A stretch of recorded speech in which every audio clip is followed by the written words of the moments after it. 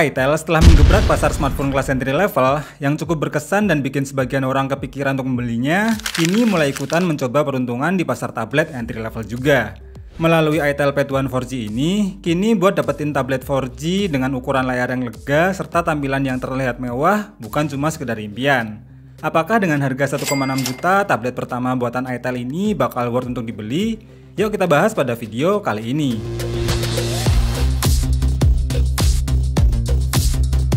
Namun sebelum lanjut, yuk kita unboxing dulu dan lihat apa aja sih dalam kemasan box bawaannya yang lumayan gede ini. Tampilan boxnya juga langsung menegaskan seri tablet dari itel Pad One 4G dengan layar IPS screen, varian memori 4/128GB, hingga sekilas tampilan desain dari tabletnya. Untuk varian warna yang akan kita unboxing ini berwarna light blue. Dan di bagian belakang box ada beberapa selling point utamanya lagi, yang langsung kita bahas aja biar gak kelamaan review boxnya.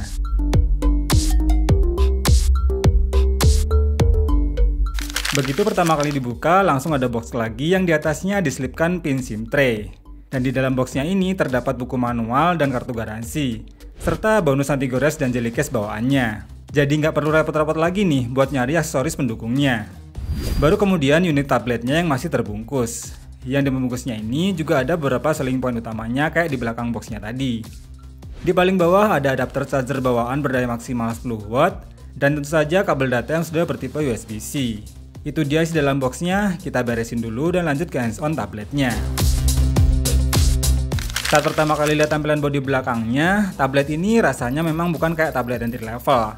Bahkan untuk build quality-nya pun terasa cukup solid dan minim dengan kesan ringkih saat bodinya diketuk kayak gini.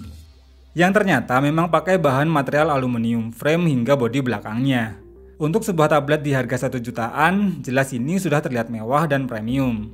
Kalau untuk desain bump kameranya ini memang sudah terlihat kekinian, dengan setup single kamera yang sekilas terlihat lampu flashnya ini kayak kamera keduanya.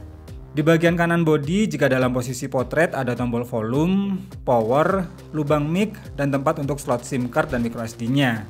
Di kiri polos saja nih. Di atas ada lubang speaker, dan di bawah ada lubang speaker, charger, dan jack audio 3,5 mm. Kita nyalakan dan setting dulu sebentar. Inilah tampilan awal dari itel Pad One 4G ini. Pakai interface Android Go Edition yang berbasis OS Android yang sayangnya masih versi 12 ya guys.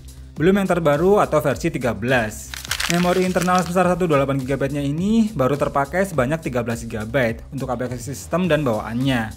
Karena memang Android Go Edition tuh minim dengan aplikasi bloatware. Tablet ini punya layar yang cukup lega, yaitu 10,1 inch yang beresolusi 800x1280 pixel. Dengan aspek rasio 16:10. Untuk kualitas ketajaman warnanya pun tergolong oke, walau cuma berpanel IPS.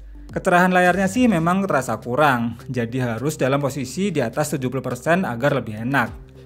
Tapi buat kebutuhan multimedia seperti muter video YouTube gini udah enak banget. Ditambah dengan dukungan dual stereo speaker, untuk kualitas suaranya juga cukup mantap.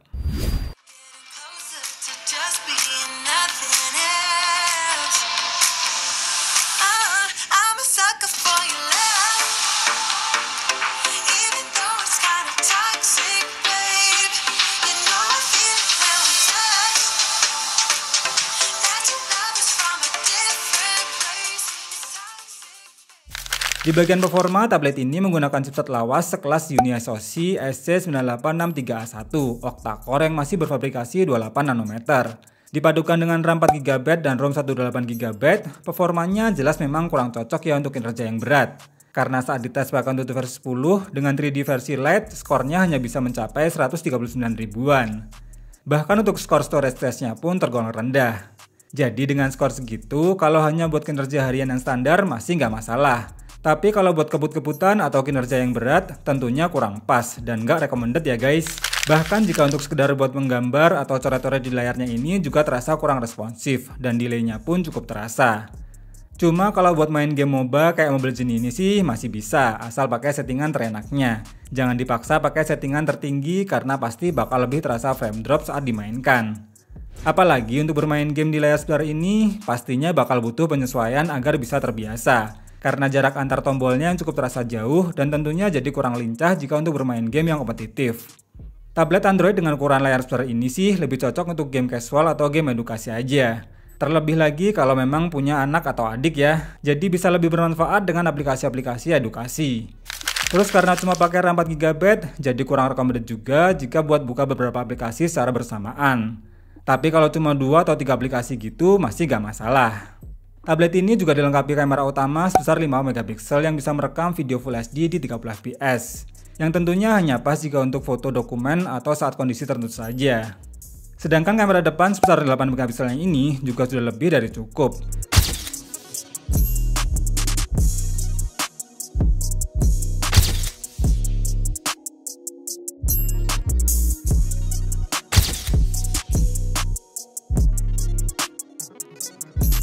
Kalau untuk sebuah ukuran tablet yang akan lebih sering digunakan ketika video call atau kebutuhan meeting menggunakan aplikasi Zoom.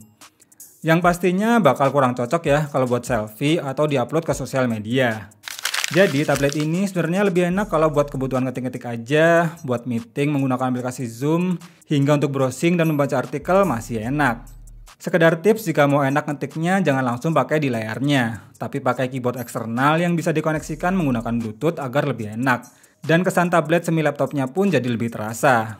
Ditunjang dengan kapasitas baterai sebesar 6000 mAh yang sayangnya sih masih didukung pengisian daya 10 watt aja. Tapi saat dites pakai aplikasi PCMark bisa mendapatkan screen on time hampir 14 jam. Walaupun baterainya awet, tapi buat ngisi penuh baterainya juga pasti bakal terasa lama. Bisa kamu siasati ngecharge-nya pas posisi mau tidur aja. Jadi pas paginya mau dipakai udah terisi penuh. Kesimpulannya, untuk sebuah tablet baru yang dijual dengan harga 1,6 juta, ITEL Pad One ini memang terasa sangat kurang jika dilihat dari bagian performanya. Tapi kalau dilihat dari fiturnya yang sudah mendukung jaringan 4G, layar yang lebar, dan ketahanan baterai yang awet, masih oke lah untuk sebuah tablet Android yang lebih recommended untuk kebutuhan multimedia atau untuk aplikasi edukasi aja. Yang kurang menurut saya hanya pada bagian pengisian dayanya yang masih terasa lambat. Apalagi kapasitas baterainya udah tergolong besar. Padahal biasanya kalau ITEL bikin smartphone murah tuh speknya tergolong wah. Namun untuk tabletnya ini entah kenapa masih tergolong biasa dan kurang greget untuk saat ini. Yang berminat beli tablet ITEL Pad One ini, linknya ada di kolom deskripsi. Terima kasih sudah nonton video ini sampai habis. Semoga bermanfaat dan sampai ketemu lagi di video berikutnya.